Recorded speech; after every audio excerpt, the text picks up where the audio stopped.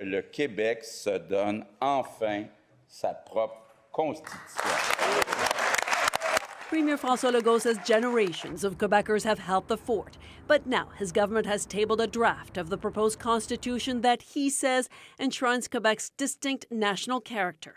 That's a tool inside the Canadian Federation to be sure to protect the autonomy of Quebec. Among the province's founding principles, it lists the equality of men and women that supersedes religious freedoms, French as the official language, and rejection of Canadian multiculturalism in favor of a national integration model. It also states that Quebec has no attachment to the monarchical system and that the province's lieutenant governor should be called Officer of Quebec instead. A constitution is the supreme law of the land, and as long as Quebec is part of Canada, that's Canada's constitution, says the Parti québécois.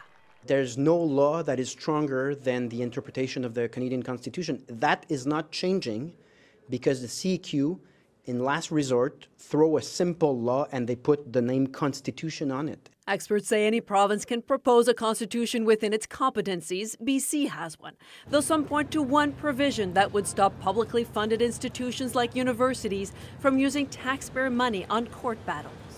The Superior Court of Quebec, I'm telling you, will say, well, too bad, you're still living in Canada. And in Canada, you cannot suspend the right to challenge the constitutionalities of law. Opposition parties say there has been too little public consultation for a constitution that should be by the people, for the people. Vive le Québec. Quebec says this constitution would enshrine the rights of First Nations, but also respect the rights of Anglophone communities. Geneviève Beauchemin, CTV News, Montreal.